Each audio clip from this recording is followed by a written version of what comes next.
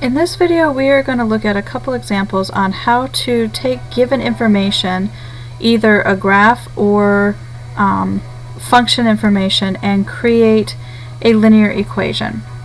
So one of the easiest ways that you can do this is to see if you can identify your slope-intercept value and your slope, because then all you have to do is plug it into your slope-intercept form.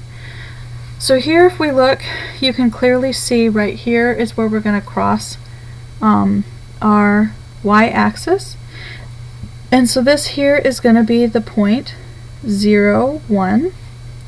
And then I want to try and see if I can figure out my slope. And so here, if I go up 1 over 1, I get to another point. This just happens to be the point 1, 0. And what this information tells me is that my y-intercept value is at the point 0, 1. My slope here, however, is 1, because I'm going to go up 1 over 1. So if I remember, or if you recall, f of x equals mx plus b. So in this case, we would simply plug in our information. So my slope is 1, so this ends up being x plus 1. And there, that is the equation of the line that we were looking for that matches the graph that we were given. Alright, let's try it one more time just for good measure. So here, if we look at this graph down here, again, we can clearly see that right here is where we cross our y-axis. So again, this is the point 0, 1. So that tells us already that we have b is the point 0, 1. So we are halfway there.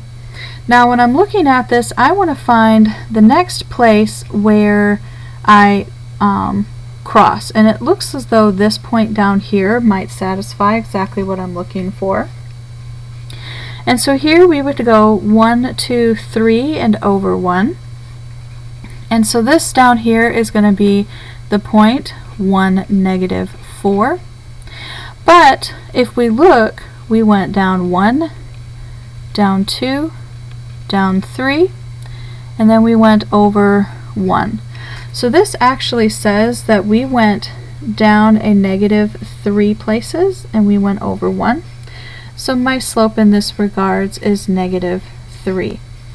Because of that, I now have everything that I need in order to find my equation. So again, my f of x is equal to mx plus b. In this case, my slope, or my m, is a negative 3x, and then I have plus 1. Okay, so there, another instance where I have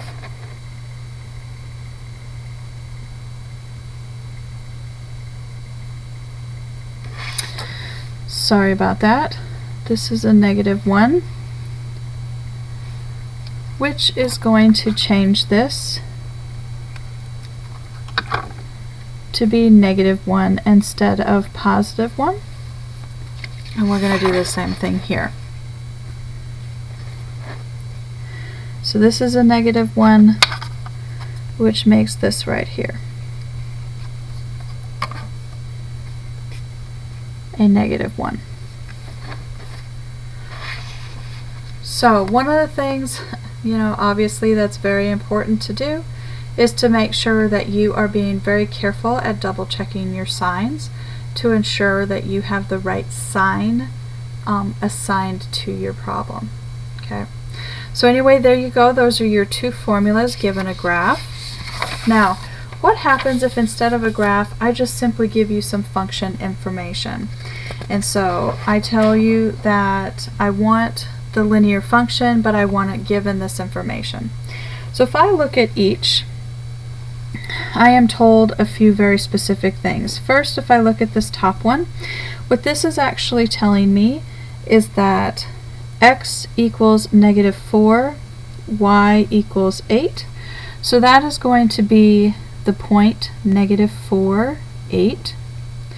And then I'm also being told that this one here is going to be the same. I have that x is negative 8, and my y is a -6, so this means I have the point -8, -6.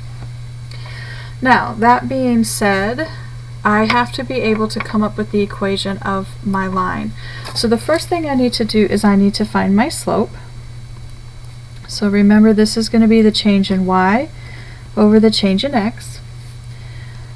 So it does not matter which is going to be my x2, y2. What does matter is you stick with your combination.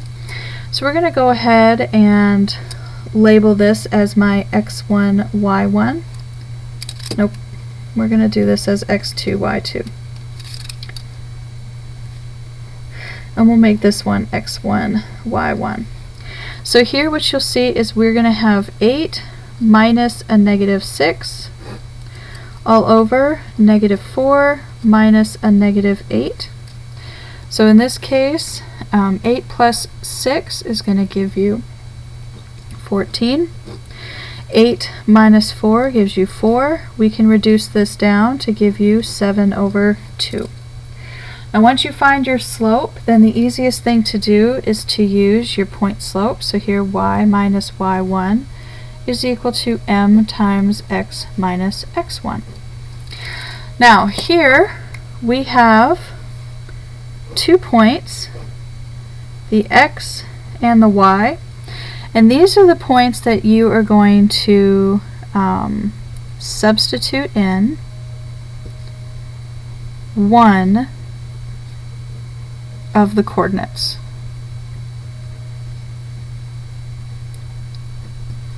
So in this case, I have 2 of them to choose from. I have -4, 8, and I have -8, -6. And it does not matter which one you choose, you just simply have to pick one and run with it. So let's go ahead and pick -8, -6.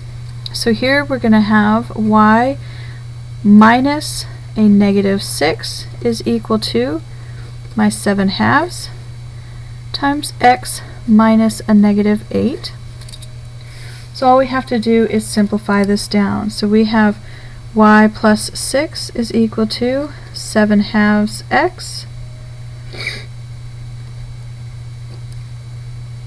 plus 28. So here we end up with y equals my 7/2 x plus 22.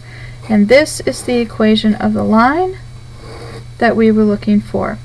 Now you can always check your work by doing this exact same thing but using the other set of points, this set up here.